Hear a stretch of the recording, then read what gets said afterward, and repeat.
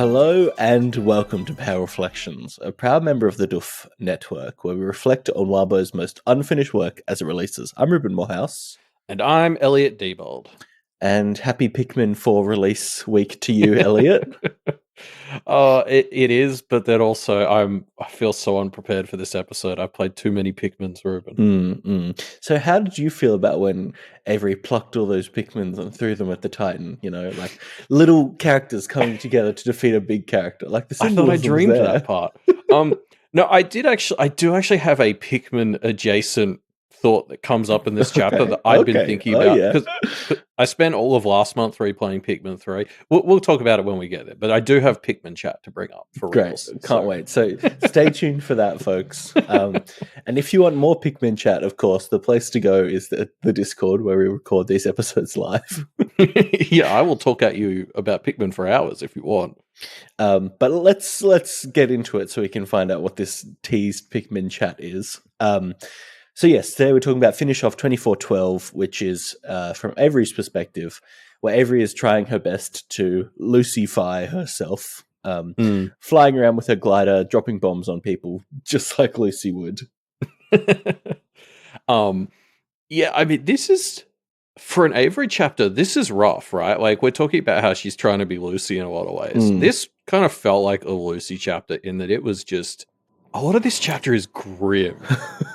And like Avery's kind of miserable, and it felt very Lucy headspace-ish. More like even at her worst, Avery's usually doing like crazy shit on the paths, and there's just something more whimsical. This was like she's just getting cut up, and people are like metaphorically spitting on her. Like, yeah, well, like Lucy chapters often feel like back to the wall. You're fighting because you have no other option, right? Like that's Lucy's vibe, and that's like definitely gritty. the vibe through a few parts of this chapter. Sorry, yeah, and like gritty and like, even when she kind of got shot, it was like, I don't know, it just like it was bad, but I was kind of like, it's Avery, she'll walk it off or whatever. Whereas like this one, I was really worried for Avery as I was reading this chapter. Whereas like if it was Lucy in the same situation, I would have been like, oh man, this sucks. But for Lucy, it's a Tuesday, right? Oh no, she's got a bunch of cuts on her, so she'll walk it off. That's what Lucy do. Do you remember when it was in one of maybe like 2 or 3 Lucy chapters ago, the chapter where she kind of passed out from hypothermia? That ends with her kind of in fox form, like collapsing back into like Verona's arms or something, doesn't it? Yeah. And that's almost exactly how this chapter ends. That's Avery. A good point. Yeah, it's actually, you're right. Like the parallels are really there quite strongly, and I think that's quite fun. But it was just funny to me how much more upsetting it was for me when it was Avery, just because I guess I've gotten a bit desensitized to it happening to Lucy. Like when that happens at the end of a Lucy chapter, it's like I don't feel nothing, but it's a bit like, oh, that was good, but Lucy will be doing it again in 2 hours if she can help it. Whereas like for Avery, you're just like, she's too precious for this. She needs to be like fighting piss goblins on the paths, not dealing with ghouls. Yeah, it's an interesting point. It's more shocking, I guess, having Avery in this point. Yeah. It kind of is. It proved Jasmine's point to me a little bit in my head. The fact that like watching somebody else go through what Lucy goes through, I was like, oh no, this is horrible. But then I was like, wait, I watched Lucy go through this about twice an arc. Like, yeah. I did like that.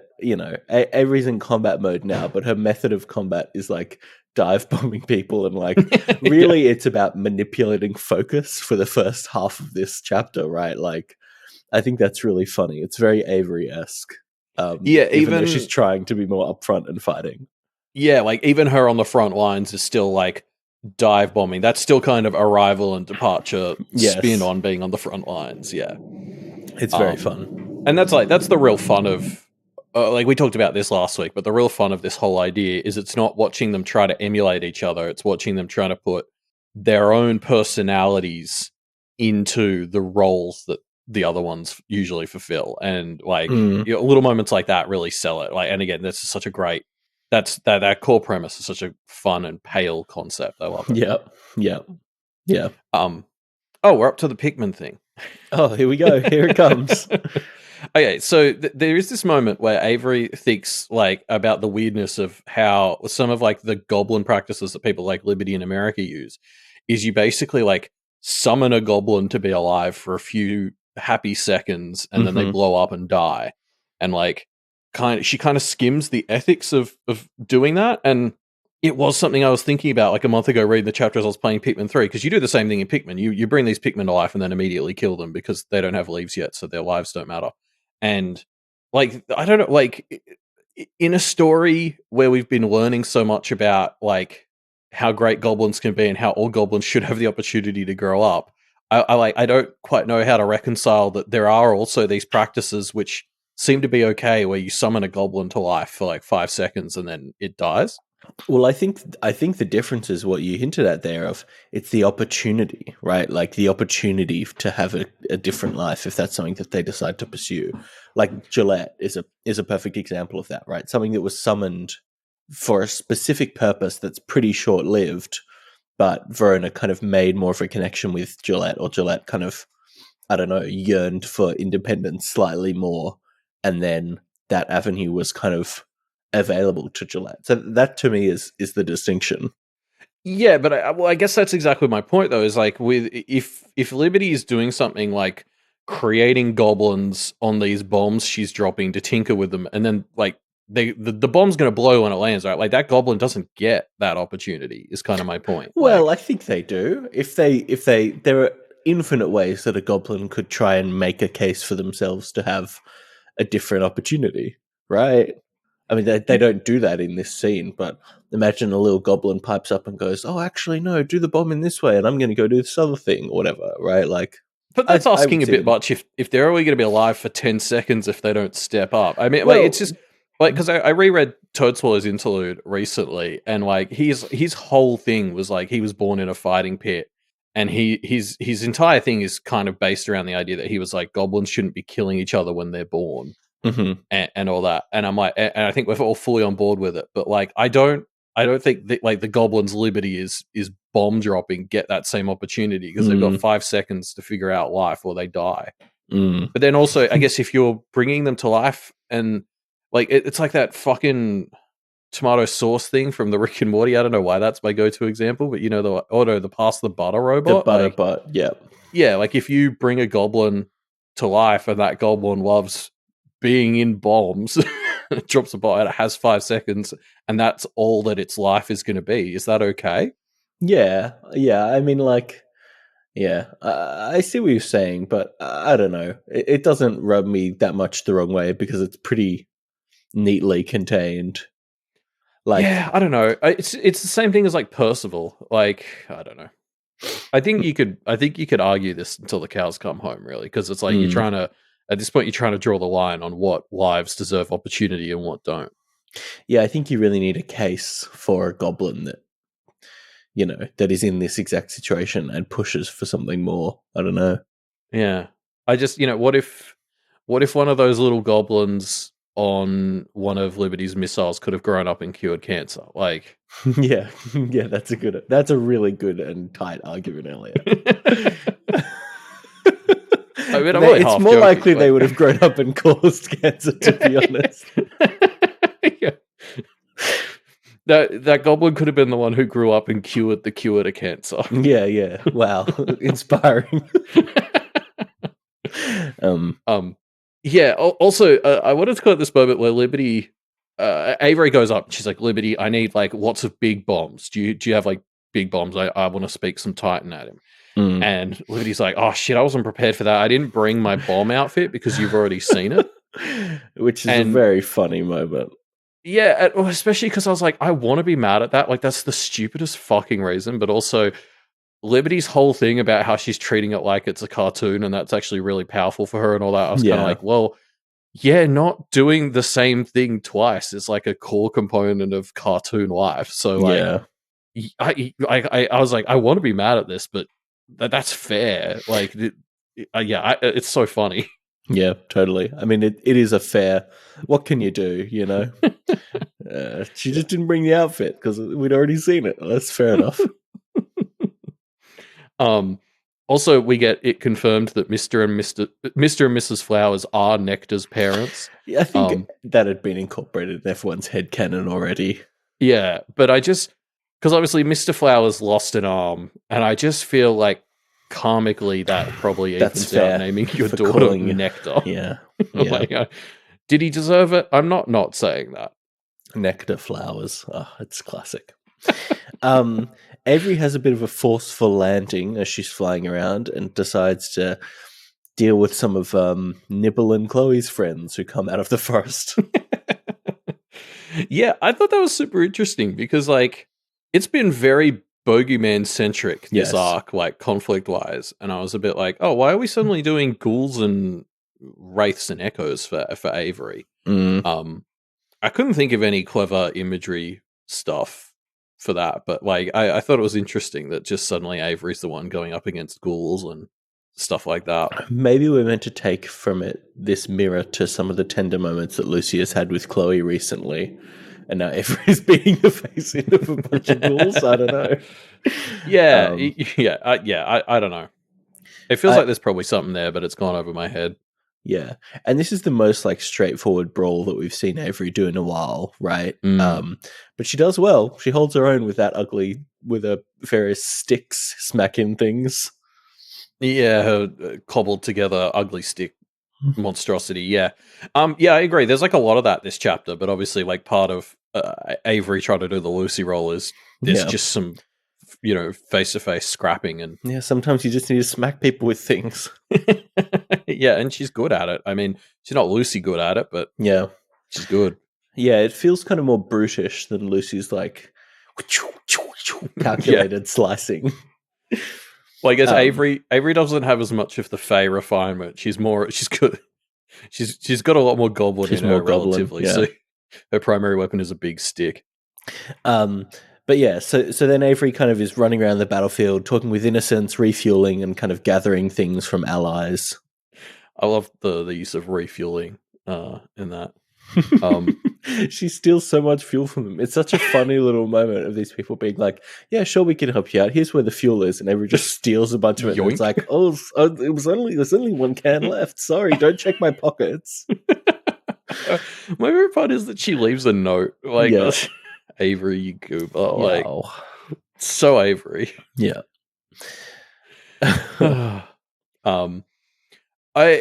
There's also a little moment with a wraith here. I think in between her chats with innocent people, I guess if you're counting Clem as innocent, there's like this wraith that comes out and tries to detonate and catch Avery, and it's like trying to infect her with this vibe of wanting revenge on people. It's like this girl who found out her dad had another family, and she is filled with this like desire to like make them uglier and hurt them. And Avery manages to sort of escape that. And obviously, I feel like that's a really good imagery to lead into all the stuff talking about like Cameron and the note or the photo. I just love the way Wildbow uses little moments like that to sort of prime our thinking for like moments that are coming up later in the chapter. Yeah, totally. Well, we'll get to some of those moments soon, I guess. But first I want to talk about this chat that Avery has with Clem, which I think is really interesting. It's Clem is like, you're starting to, abuse my kindness, or I don't know, trust. What was your take on this, Elliot? I mean, well, the part that's really worrying me is the promise that Avery makes with no anti-forsworn clauses. So, yeah, I mean, that's in the back of my head. But yeah, this is interesting because I think Clem was kind of shitty to, well, not shitty to, but shitty at Verona, I want to say it was, a few weeks ago. And it was, I just internally chalked a lot of that up to like, well, she doesn't know Verona that well, and Verona keeps asking about like her most crazy items, so she just doesn't trust her. Yeah, which is fair enough, to be honest. We've seen like the smartest character in the story, Jessica Kasabian, who fucking booked it in Arc 13, was also scared of Verona for most of Arc 7. So like, I think it is a healthy and intelligent response to meeting Verona in combat for the first time. So I was just like, I was kind of okay with Clem like that, but like now we're seeing it directed at Avery, who she has the best relationship with, and like everyone's friends with Avery. Yeah. And so that was the part where I was like, oh, okay, like, yeah, like their relationship as a group is very strained with Clem right now, and that's sad. Mm. Yeah. Yeah. I think we'll have to see some making up of things to Clem.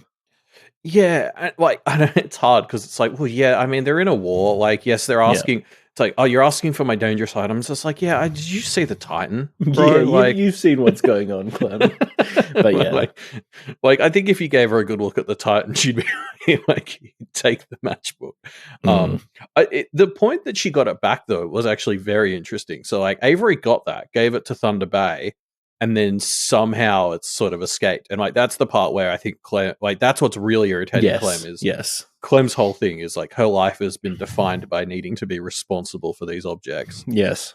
And now she's got demonstrable evidence that the Kenneteers are not helping her with that. Like that was the whole thing they pitched to get over the witch hunters, Samaniego, was like they will work to help with these objects too and not use them. And it's like she's failed to live up to that promise. It's it's really interesting. Yeah. I don't know. So Avery makes his promise to bring this item and the puzzle box back tonight to Clem, but Clem already did a little minor gainsaying of Avery in this conversation. So I anticipate that if they fail in this, there will be a more major gainsaying, I guess. Well, I think a promise means you get forsworn. Like that's an oath. Yeah, like, you're right. And I had all my money on Verona being forsworn, so I don't want it to happen to Avery. Yeah. Well, maybe Clem will call out Verona, not Avery and Lucy. We'll see. I don't think that's how that works. No, yeah, probably not. But yeah, so Avery next meets with Toadie, who brings up a weapon that they've made for her that Avery is not too keen on. Yeah, this is a really... I think this is a really interesting argument about whether or not to use this photo. I agree. Yeah. Because we're in active wartime. Cameron fully tries to murder Avery later, right? Like, it's kind of like, hey, Avery, you can't turn down... on one hand, we're saying things like, oh, we're in active wartime, so hey, Clem, let us use things that you might not normally. And we can't have it both ways, I think. Like, we can't be like, yeah, normally we wouldn't do this, but because we're in a war, we're happy to, misuse Clem's trust a bit, right? And then on the other hand say, oh no, but we're not going to use this photo against Cameron. I don't know, like when Bubble Yum says we've had cherished friends die, it's very like, Avery, I don't know about this. There's the bit where Avery's like, I don't want to use this, it goes too low, and Toto's like, they're trying to murder us. Yeah, totally. And that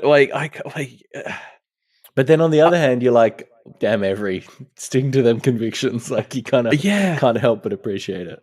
But then also, like, those convictions are arguably what lost them Arc 13. Like, that was a big thing Lucy's been dealing with since Arc 13, is like figuring out that line for herself. And then we just kind of see Avery really lay down the same line I think she would have taken in Arc 13. And I think one that Lucy, like, it's like the whole Batman killing thing. It's like, I feel like, but then like the whole point of Pale is also, it's been about like fighting better. So like this is what Kenneth is all about. Is not. I don't know. It is really interesting, isn't it? And I think something that makes it even more interesting is we see Cameron later in direct response to this, right? Yes. Like, that's what really adds to it. Is I think I've seen some comments on Reddit and stuff of being like, well, seeing Cameron later kind of validates that this was the right move. But I'm not really sure if I agree with that. Cameron was already trying to kill Avery, and we don't know that Avery using this photo on Cameron might not have made her like catatonic or whatever. But then the pity angle seems to really get under Cameron's skin in a way that means she almost kills Kira. So it's really hard to say, like, maybe having Cameron oversee this and oversee Avery taking the high road is what really stuck it to Cameron more than anything. Yeah, my read on the situation is when we get there and we learn Cameron saw Avery decide not to use this, it kind of felt like we got to have our cake and eat it too. Yeah. It was like, get our cake and eat it too, right? Like, because it was like, Cameron not only kind of has to deal with a minor version of the psychological damage of knowing that image of her mum exists, but then Yeah. she also gets Avery being too good to use it. Yes. So it's like, And whatever actually, Cameron, Avery did the most psychologically damaging thing she could do. Yeah, it's actually quite interesting to think through it. Like, Yeah. I don't know. I really enjoyed it either way. Yeah, but it's like, but there's like two separate conversations there. There's the funny way it actually played out, which is best of both worlds. We maximally psychologically destroyed Cameron, and we didn't technically have to use the photo, so win-win. Yeah. But then also, like, in the abstract, I could go, like, I can argue both ways whether or not Avery should have been willing to use this photo. I just can't get over what an interesting little conundrum it is. Yeah. Because it's also, I don't like it. It is a little different to, like, Avery saying, you know, I'll use my stick and it might kill people or whatever, but I'm not using the photo. And it's like, there is kind of a difference. Like, the photo doesn't, like, when Kenneth murders you, like, if Lucy stabs you, or, you know, Avery shoots you, or, I don't know, Verona is mean to you, they're doing it to, like, stop you, right? Or, like, Kenneth uses violence as a last form of deterrent. And the photo, I guess, doesn't really, like, you know, it's just psychologically tormenting you. Yeah. Like, I don't, like, you know what, I kind of get what Avery means when it's like, it's different to use the photo than it is to, like, knock someone unconscious with a goblin shit stick. Yeah. Like, it's just there to cause pain, argue, and hopefully to stop you. But, you know, as we see with Cameron, it kind of puts her in overdrive. So it's like, I don't, like, Avery kind of has a point. Yeah, but then on the other hand, like, part of what has led to the Kenneteers being so successful is the sheer number of Negateers that they've forced out of the battle, right? And so maybe this specific flavor of psychological trauma would have been enough to break through Cameron and be like, okay, I have to go and, like, take care of my mom or something. I mean, I don't know, but, like, I don't think seeing a picture of your mom's crotch is gonna make you you never go know. towards her. Yeah. I guess the comparison that keeps jumping into my head is when Lucy gave them all the nightmares and was, like, horrifying them in their dreams and stuff. And, like, I would argue that was the same as using the photo. But that kind of worked, right? Again, sorry, I've switched sides. You know how before I said I can argue for both sides. Sure. I'm now transitioning. Yeah, proving that point. Yeah, it's interesting. I mean, again, I think this one we could go around a lot on, but the resolution of it within this chapter, that Cameron is so pissed off at Avery's high road, is so good. Yeah. Oh, but so just on the horrified, I just wanted to mention, I'm pretty sure that was what Lucy did in response to Avery being missing. Wasn't that in Arc 22? That was like Lucy's whole thing, where she was like, you guys took Avery out of the picture. She's the one who holds us back. Yeah. And now I'm going to horrify you all, asterisks, in your dreams. Yeah. And so, like, I guess this is Avery kind of proving Lucy's point a little bit. Yeah, that's a good point, actually. It's validating that she is the one that holds them back so actively. Yeah.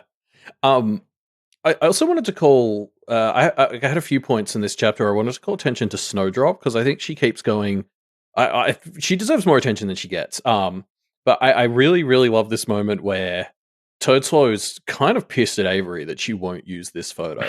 And Snowdrop backs Avery. And Toadswallow is like, I think you've got a little too much Avery in you. And I think that's like I just really enjoyed that line, because I think we've been hearing a lot recently about how much Goblin is in Snowdrop. Yeah. And it's actually been used for jokes a lot the last handful of weeks, how much, like, Avery took a little Goblin familiar. Yeah.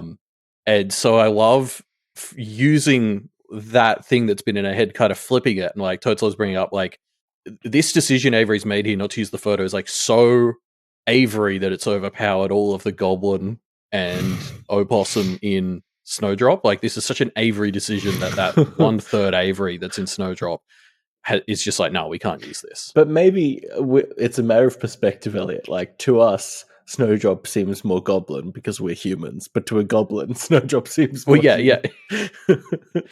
Oh, yeah, exactly. But like again, that's like, it just helps highlight how Yeah. good and Avery this decision is. I really like that as an extra little device, like using Snowdrop here to highlight that this is just, of course, Avery had to make that decision. Yeah. Also, sorry, before we leave the photo, we get told that it's tier 6, I think, on how like gross the photo is.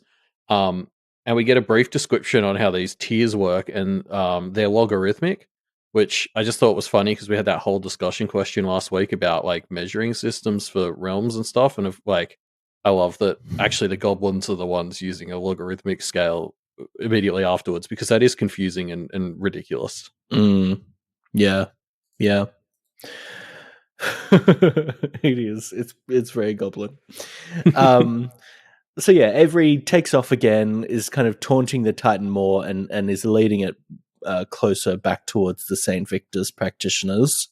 Yeah. Just kind of dropping bombs on it and hair. Just all kinds of shenanigans. I don't know. Yeah, the goblinified explosions are so fun. They are good. I think it was the last Avery chapter, or that like half Avery chapter that we had, where it was like, I think Avery thought a bit about her siblings, and I was surprised she didn't more overtly think on them in this chapter, because it was just before. I think Avery was thinking about how like when her siblings are competing, she's usually the one who isn't in the conflict or whatever. Whereas this is some like petty sibling fight bullshit that she's doing on the Titan here. Like, you know, one of the first things we saw her do in this story was tip that cold water on Sheridan at dinner in like Arc 1 or Arc 2. And now she's here making it look like the Titan shat his pants and giving him pube beards. Like, she's just bullying this big golden man. That's what's happening. Yeah. Yeah. Yeah, homeschool style bullying. I like that as he did it. It's good stuff. And like right down to the like rewired boombox. Like they've got that boombox that plays annoying sounds and made it so it's powered by lightning strikes. So every time the Titan tries to hit it with lightning, it just plays annoying music louder. Like, fucking genius. It's such a good like defensive goblin tool. It's so good. It protects exactly from lightning strikes while also rerouting it into annoying like music. Annoying, yeah. Right. I just like, this is the point where when we get the visual adaptation of Pale, I want it to be like after she gets struck by lightning, it needs to be a real long shot. So we're watching this weird sepia paper airplane fly through the air with a boombox on it, playing really loud music from really far away. Because that's just such a funny fucking image. Like, even at her loosiest, Avery's still like, what is this situation that she's gotten herself into, you know? Yeah. Yeah. Gosh. It's a very dangerous situation. I mean, I guess we'll see that even more soon enough. Yeah. But yeah, it's just like the whole thing is just the pettiness at which they're communicating through these explosions. Like, yeah. Dropping poop on him, dropping pubes on him. It's so good. It is very fun. Yeah. There's also another little funny Snowdrop moment here where like Snowdrop pushes on the right side of her head but leans left, and Avery realizes like the spirits are inverting the side that Snowdrop's pushing, so she turns left. And there's a number of moments, well, actually within the last handful of chapters since they got gainsaid, where Avery has sort of been like not feeling the vibe with Snowdrop. Like, I think they had that moment with Jude where they were talking, I can't remember what they were talking about, but Snowdrop embarrassed Avery somehow in front of Jude. And then like their teamwork, the lack of it was the butt pimples, that's right. Like their teamwork has just not been like fully on board since they lost the sort of psychic connection. But I think in this chapter we really see how quickly they adapt to that. Like they start working, like, you know, Snowdrop. If Snowdrop had pushed on the right side of my head, I would have turned right. I don't have that instinct that Avery has to like translate Snowdropisms that quickly in the heat of the moment. And we see them work great as a team later on. Like, it's just, it's almost like it means more to me the fact that they're still, after a brief respite, able to still work really well as a team together, even without their psychic connection, because they're just that used to each other. Yeah. It's nice that they're still on such good vibes. I don't know. Yeah, like they don't need their Sense 8 powers to be a good team. That's why they were a good team. Like it's like that weird thing where Like, the familiar bond was exaggerating what was already there. It just took them a minute to remember that. Referring to them as sensate powers is very funny and accurate. Oh no, that was a show, Sense8. Oh man, so many weird Sense8. psychological orgies. Yeah, there are a few too many of those for me, but aside from that, love the show. Yeah, well, I mean, that's very iconically Wachowski, right? Yes, yeah. Anyway, also, R.I.P. I think to Selmone, who tries to act like a parachute, just gets ripped out from the hole that she's trying to parachute with her ears, and potentially never to be seen again. Like, you will be missed. Yeah, I'm sure Selmone has found a place for themselves, but just very silly.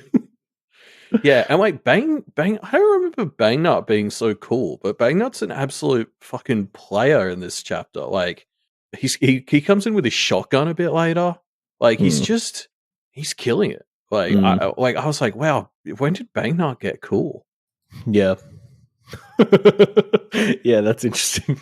Bangnut is a chiller in this chapter. No, I wouldn't say Bangnut is best goblin. I'm not that easy to trick. You're not that easily swayed. A sword moot. There's another moment here, so because we're in like Avery's, I guess, extended falling sequence here, and I wanted to call out what I think is my favorite moment in the chapter, which is Avery basically has this realization as she's plunging to her death, where like sort of the grim focus, grim determination isn't working for her, and that's been the vibe of the whole chapter. We talked about it right at the start. Like, this is a grim Avery chapter, and like she specifically brings up that last hockey match against Olivia that we've seen in the story before. We know it was like kind of the lowest point she's ever had in her life, and that's really the headspace she's in for most of this chapter. It's like the lowest she's ever been. And as she's plunging to her death, she's like, okay, this isn't working. Can I pivot? And so she's like, I need to think about happy things. So she thinks about Nora, and then she thinks about like how happy the story was when they first awoke. It was like we were talking about in that 3-year anniversary episode a couple of months ago, like just how nice and innocent things seemed back then. And Avery uses it, and then immediately is like, oh yeah, that's right. I have like a magical cloak and a magical hat, and they can like help you like be invisible. And I love that so much. Like this moment of Avery realizing the shittiness isn't working, like the pivot to the most Avery thing you can do, which is as you're falling to your death, just think about happy things like candy and your girlfriend. And then just also, it's like, oh yeah, my hat and cloak. And it's like this quintessential Avery moment. She rediscovers herself and it saves her. And like going right back to, like her cloak, it's great. Like I loved it. Yeah, it's quite a... You're right, it's very Avery. She like taps into the goodness that powers her selfness. Yeah, like all this time, because I think something she mentions at the start of the chapter, she doesn't quite understand what Lucy meant by be a deer on the front lines, and she's still kind of finding that exact rhythm for most of this chapter. And I think this is the moment where she really finds it. So she's plunging to her death. She's like, oh, I'm not meant to be like grim like Lucy. Like that works for Lucy. I need to be Avery. I need to be falling to my death and thinking about fun stuff. And it works. She saves herself, mostly.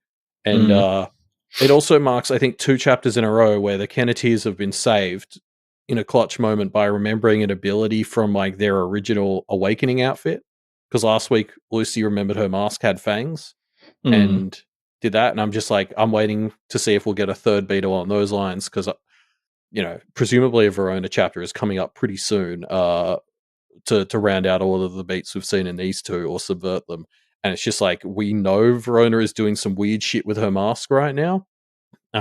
Well, Verona and Gillette are doing weird things with their masks, and I'm just like, I don't like. I'm waiting for after Lucy and Avery have both had big moments with their original awakening gear. I'm keen to see if Verona's going to follow suit. Yeah. I guess we'll have to see. Yeah.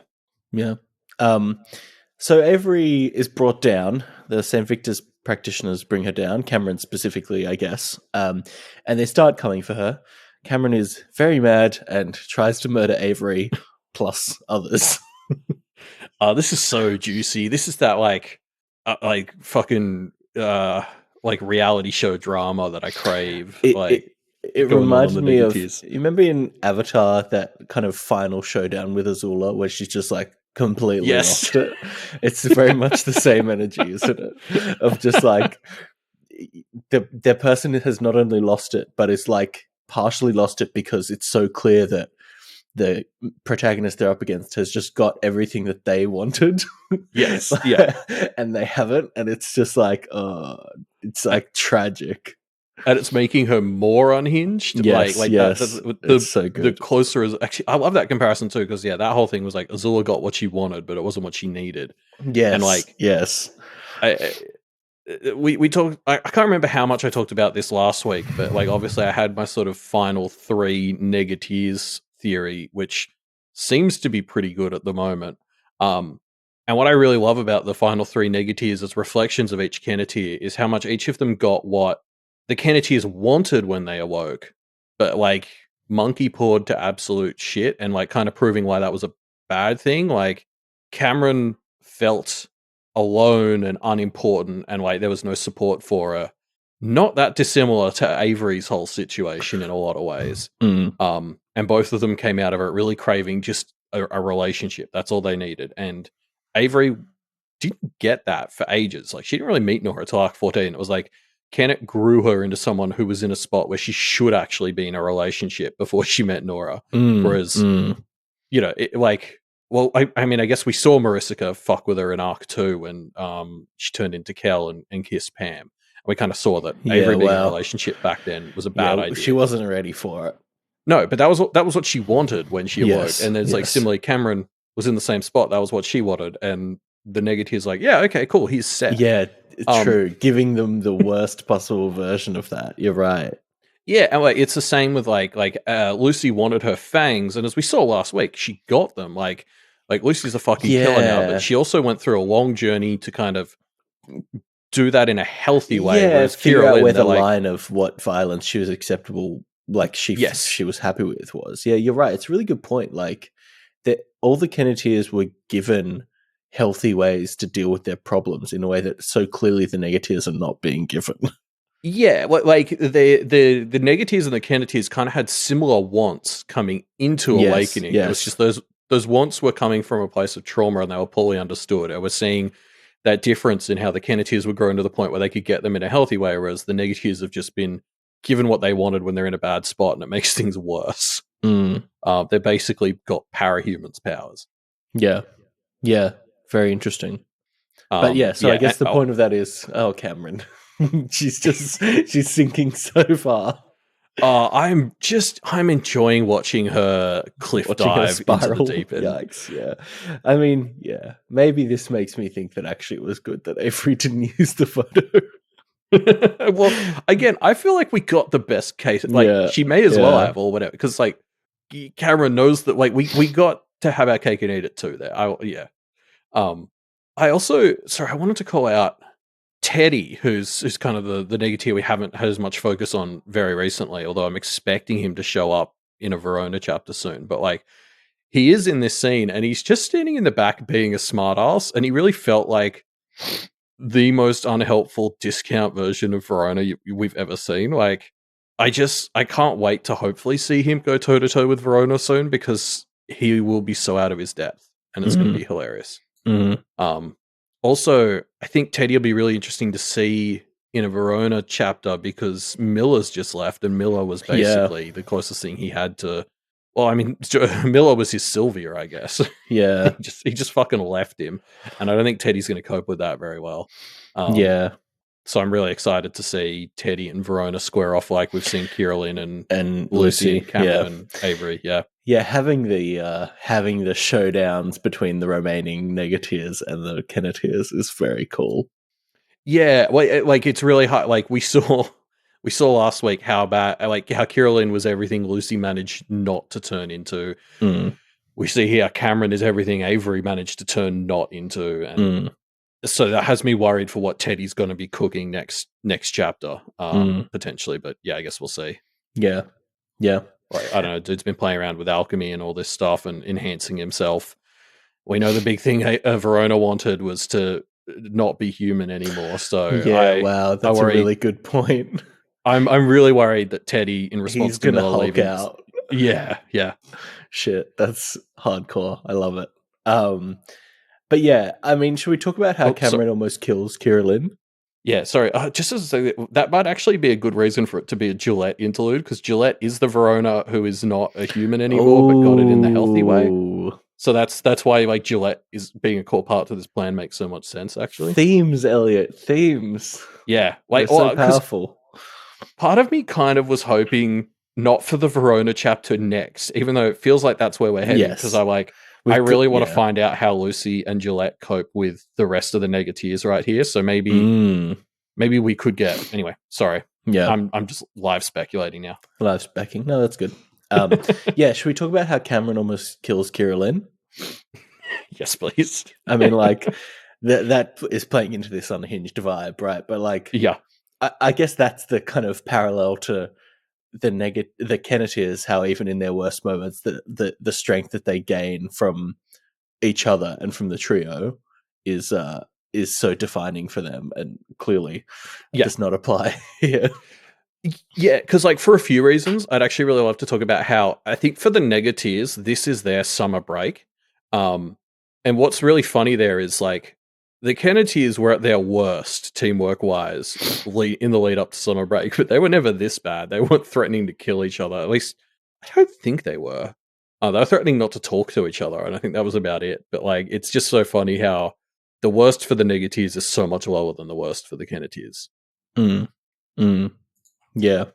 But I really love the idea of thinking about this as their summer break, because it makes me think, okay, let's assume Kennet wins and it's all good or whatever. Like, what does the arc 14 for the Negateers look like? Like, they're in the aftermath of the defeat.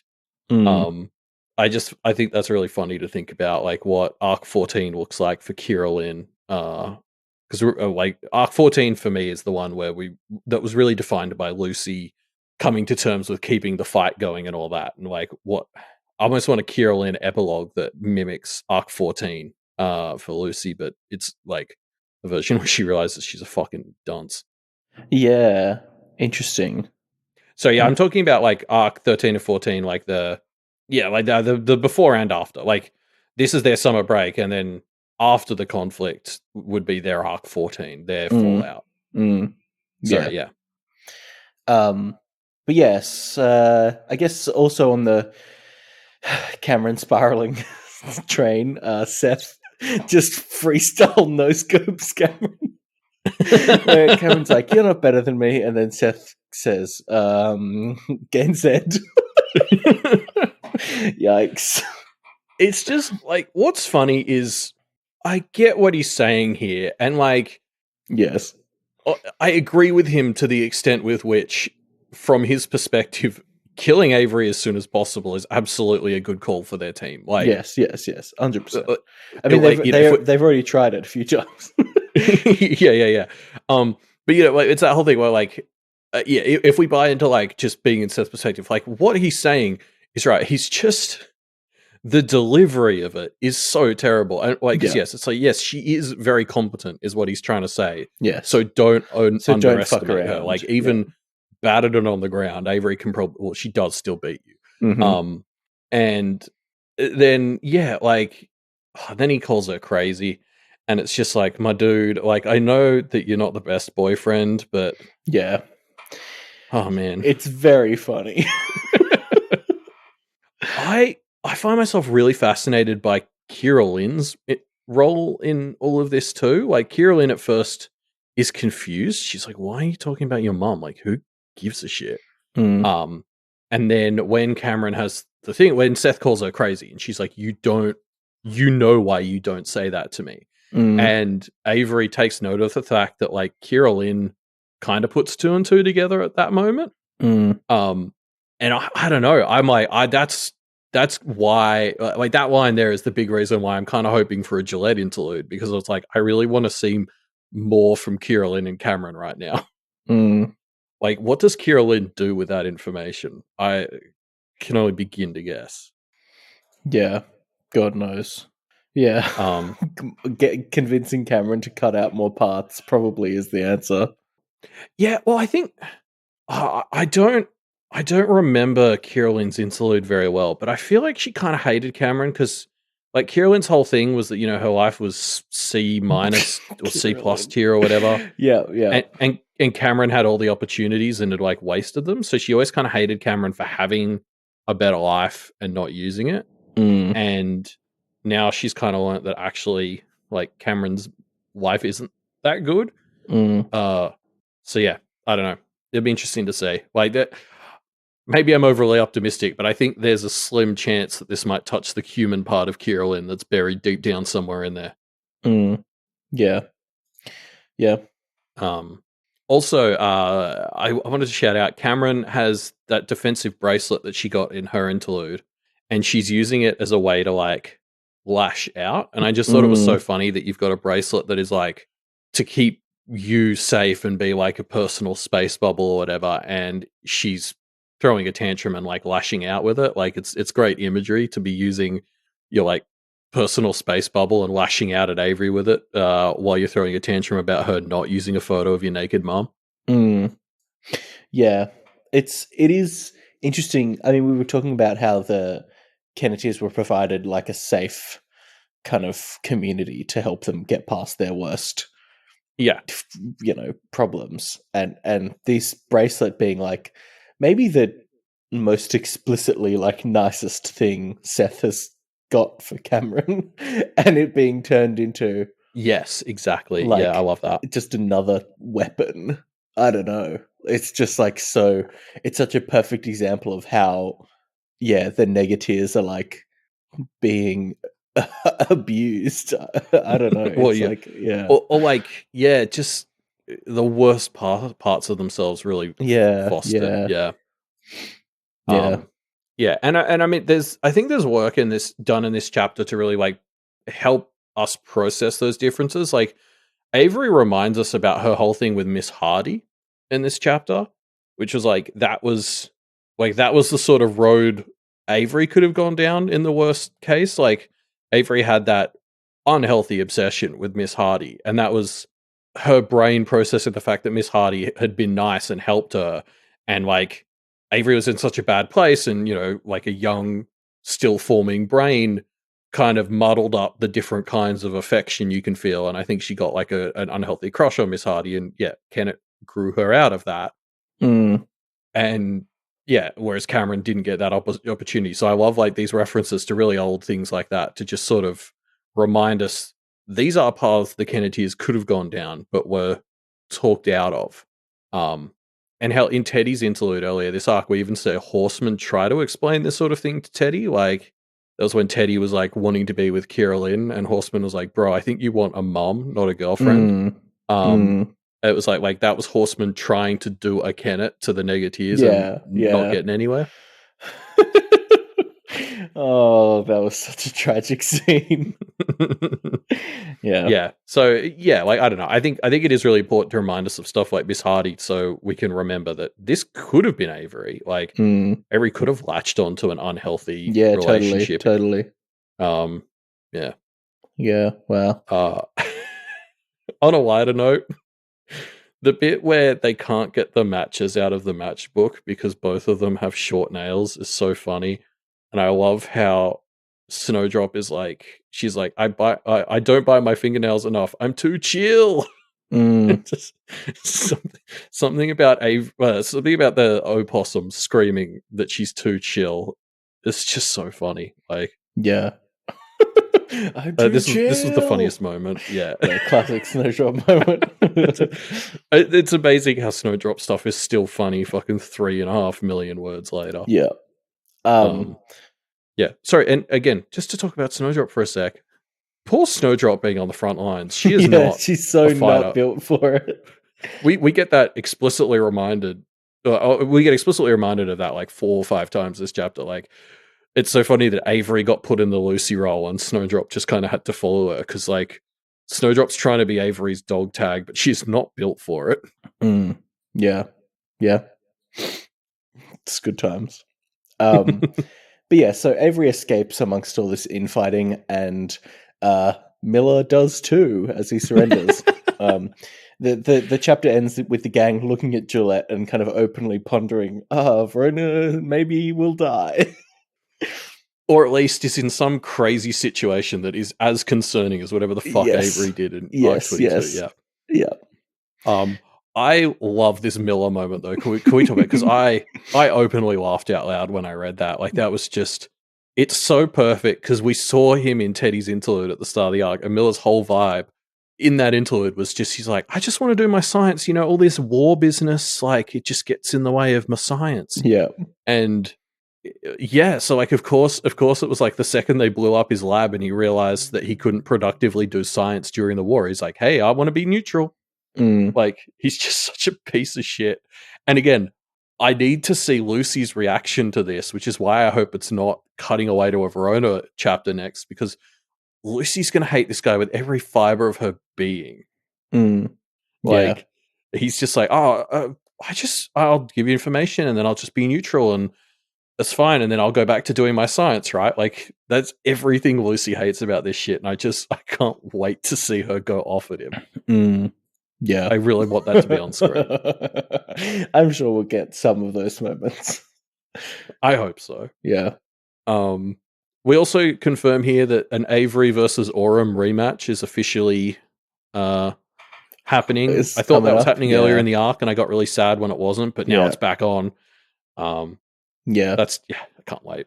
Yeah, totally. That would be good. Because it had been worrying me that we hadn't been talking about the Aurum. Like he'd fallen into the background. I'm so excited to see Avery chase him out of there. So yeah, okay. So what are we expecting to see? We're gonna have Avery having a Lucy-esque legal battle against the Aurum. We're gonna have Lucy having to play what?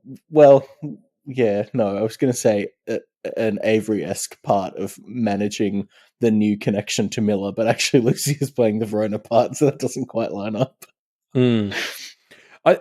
Actually, it would be funny seeing Avery do the more legal side of Lucy's confrontation stuff, because that's like, I mean, we saw her do a pretty good job of that a few weeks ago, but it's really not like she doesn't do arguing. Because that was that whole chapter where it was Lucy and Verona talking to the judges and the Kims, and that was like contrasted with Avery talking to like the Suffering Squad, like the Alairs and the Master Familiars.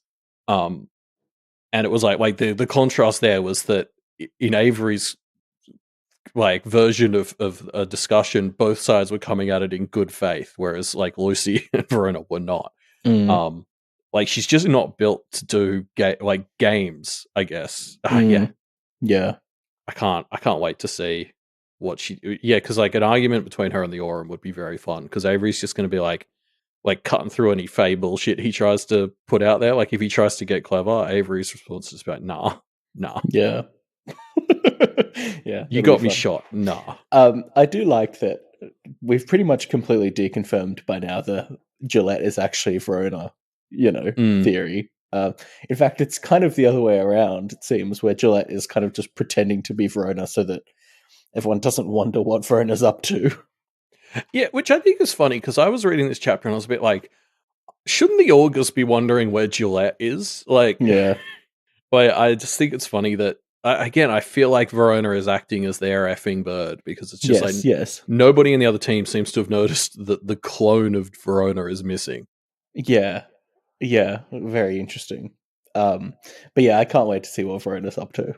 Oh, I know. It's going to be good. I tried for like 10 minutes to sit there and see if I could try and predict it based on anything, and I got fucking nothing. I can't wait. Yeah. But yeah, I mean, we'll see. Maybe next chapter potentially. Yeah, I don't know what I want from the next chapter. I want too many perspectives.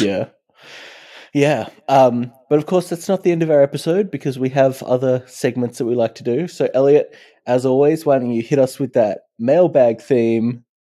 Okay. Okay. That was the first button I hit on my soundboard. The first button you can find. All right. Fair enough. You're pretty good. Yeah, we're here to talk about some predictions. Predictions left by the community in our Pale Predictor form. So I pulled mine out from Beleg Tal, which is a prediction that I really liked, which is For reasons unrelated to the story itself, I've become concerned that Nora will be killed off. I am therefore submitting her death to the Pale Predictor in order to ensure it doesn't happen. Which, I don't know how I feel about that, by the way, saying that our prediction form is inherently cursed to be wrong. But I do like Belegtal's prediction. Sorry. You need to say you need to get one of us to say the prediction on the podcast for it not to happen. Exactly. No, but I do like Belegtal predicting or becoming concerned that Nora's going to die. So I put this in just so Belegtal could get some points if that does happen. I had a little chuckle. There is a moment in this chapter where Avery admits to herself that part of her whole plan with making everyone aware is that she could make Nora aware. Yes. Like that was some big fucking revelation. Like, so I presume everyone in the room was like, oh, yeah, that's a good solution to your whole situation with Nora. That makes sense. Like, I can just imagine Avery like confiding in Verona and Lucy. Like, I was actually thinking a little bit about Nora when I came up with that plan. And they'd be like gainsaying themselves by acting surprised. Yeah. Yeah. I pulled out a prediction, from Wrong Spelt Wrong. That is not a name that works well in the audio format. But basically they had this very fun prediction that Janine Preston will enter the fray at some point in this conflict, which for those who don't remember, like myself, that was the 104-year-old aware from Sergeant Hall, who we've only met in that comic, the Alexander comic, where he went to Sergeant Hall and he could see Bristow's sight. And we saw the outline of Janine and some of her description. And it included, so she is a forewarned aware who will see an elemental storm, and that will make her a ticking time bomb, which will soon activate. She will try to warn a crowd of innocents about elementals. And just like that actually seems pretty much spot on. So I don't know if I buy this because, as the chat is bringing up, there is a more prominent Janine in the story right now. So it's such a deep pull. Like there was this forewarned aware who's been mentioned in one comic in like Arc 7, who specifically their thing will be interacting with innocents during an elemental storm. Like, what the hell? That's great. Yeah. It's interesting. Again, I don't know that I buy it, but I just love it for the like insanity of the pull. Like it's just, I agree. Yeah, it's very fun. So if you have predictions about what Verona is up to, I suppose you can leave them in our Pale Predictor form, which is linked in the show notes down below. But now, yes, let's get into our discussion question, shall we, Elliot? Yeah. So we asked everyone, is the Kenneteers' use of innocence ethical? A simple question, yes or no? Yeah. And I did try to tally them up a little bit, but there are a few that were kind of like grey areas gently leaning towards one direction, so it didn't quite... These Joseph Miller type people, not weaseling their way out of the ethics. It did seem like the general answer was yes, and of course there's a lot of conditions. Yeah, exactly. Where should we start? I want to start with Point Me at the Dawn, I think, who really sums up a lot of the kind of gentle yeses, I suppose. Yeah, and it's worth pointing out, Point Me at the Dawn is the one who started this discussion on our Discord last week that inspired the discussion question. Yeah. So Point Me at the Dawn's response was, well, probably no in isolation, but basically the ends justify the means. Like there's so few other options here that what can you do, right? And maybe I'll jump to Propaganda Pagoda's answer to this as well quickly, which kind of builds on that a bit, saying like, yes, it's ethical, contextually, it's unethical to steal, but Jean Valjean we see as a hero. He was a thief who stole a loaf of bread to feed himself or his family, right? So like context does matter when we're asking this question, and the context of this situation is probably enough to get it over the line. Yeah, and I think like what I really like about both these answers, but Point Me at the Dawns was definitely the one that sort of helped to click in my head, is like I think Pale as a story has, since its beginning, kind of been bucking against the idea that there are rules for all situations, right? Like we used to talk about this at length in the first half of the story. Like you don't like a single rule for it doesn't work for every situation. That was what Pale Yeah, was about yeah. at the start, is like you need to consider the context. And I think that's finally why this is clicking for me, because I tend to bucket the idea of the ends justify the means. That feels Yeah. distinctly uncanon. It's a phrase that has a lot of bad baggage, doesn't it? Yes, yeah, exactly. So, like my gut instinct is to go, no, no, no, no, no. The ends never justify the means or whatever. But like that's exactly the kind of thing that Pale has been pushing against since the start. Like that cuts both ways. It's like Yeah. we're seeing the Charles and his side are bad because they're 100% okay with any ends justifying their means, and so like that's bad. But like Kennett doesn't have to oppose them by being the complete opposite. The point of Kennett Yeah. isn't a different form of extremism. It's actually just like reading the fucking room. Yeah. Yeah. I liked Chortu's answers. Chortu was also kind of in the same camp of it's pretty much a grey area, but a kind of soft yes on whether it's ethical. So something that Chortu suggested was that, or they made reference to somebody C on Discord proposing that the story ends with like a war crimes tribunal, which is kind of an interesting way to maybe like have a bit of catharsis over some of these questions in an epilogue or something. Yeah. Or specifically, the Alabaster would gainsay the Kennetiers as kind of a punishment for any overstepping that they had done, which was called Jasmine's best ending, which I think is very funny. That is a very fun, like the idea of the Kennetiers winning, but the monkey's paw curl for them is getting gainsaid till they're 18. Yes. Would be very juicy. It would be very fun, wouldn't it? And of course, that's not like they can still be community activists, in the same sense they already are, but being gainsaid is like hey, like, you crossed a few lines. Like, it is a very cool conceptual, I don't know, epilogue or something. Yeah, 100%. There's some real fun stuff to play with there. Yeah. I thought I'm Easily Impressed brought up a really good point, which is that like there was some concepts here that were good, but when Avery brought innocence like back, like they sucked them all up into Thea's horn world, and then Avery brought them back out again after they'd already been at risk, and that's the point where you start to lose I'm Easily Impressed, and I thought that was a really interesting point.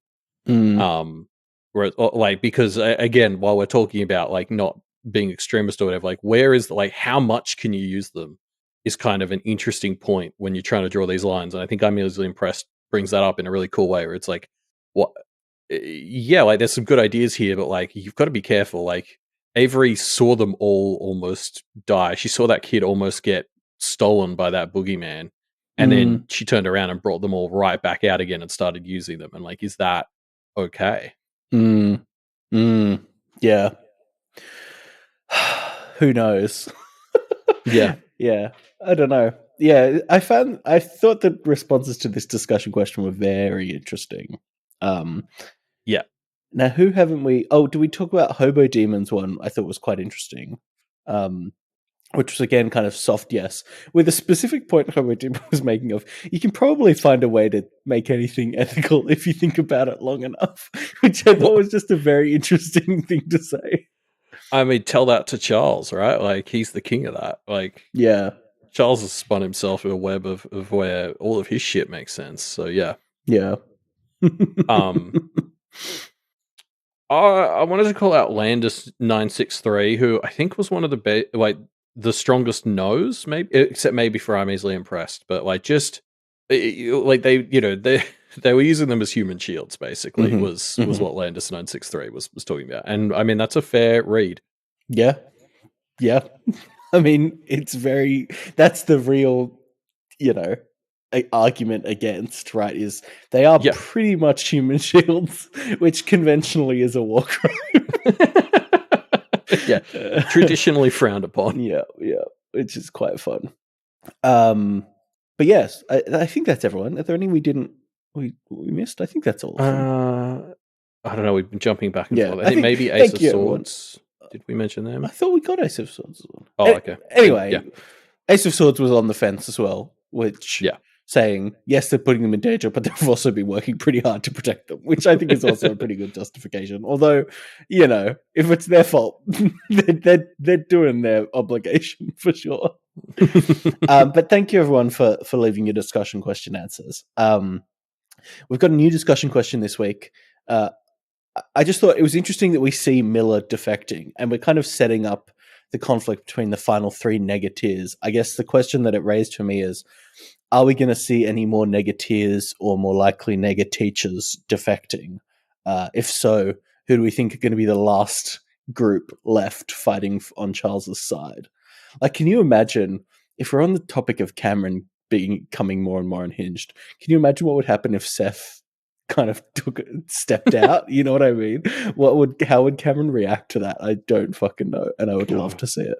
Oh, I don't even know if I could wish being dumped by Seth on camera at this point. Like, yeah, she just tried to murder Avery in cold blood, but nobody deserves being dumped by Seth. Yeah. What a fate! A fate worse than death. A fate worse than just Seth. forswear her for fuck's sake. Like, yeah. I suppose that's keeping her in the relationship, is forswearing her, I guess. Yeah. So yeah. Anyway, so leave your answers in the discussion thread, which will be linked in the show notes down below. Yeah. You can find links to the discussion thread, but also our Twitter, where we post a fresh new Pale meme each and every day, as well as just like links to the Doof Media website, where you can find out about all the other great shows on the Doof Media network. Yes, and don't forget about our Patreon, patreon.com/Doof Media. That money goes straight from that Patreon and into All Packed Up 2 plans. Mm-hmm. And of course, while you're on Patreon, don't forget to support Wildbow's Patreon, patreon.com/Wildbow. I was going to say that if we gave him enough money, he would create some fan art of people's mums, but maybe that's not a good joke. Jesus. For some reason, my thought was about the boombox. It was like something about powering an annoying boombox in his house. That's good. I don't know. That's good. Yeah, every dollar that you give Wildbow plays annoying songs on repeat in his house. I think that's less cruel than suggesting that he does the art that you do. That's good. That's good. Cut that bit out. Yeah. All right. Well, thanks everyone for joining us for this episode, of course. And Elliot, why don't you take us out with our classic sign off? Hey, baby, are you a practitioner? Because I'm looking for someone to shatter my innocence.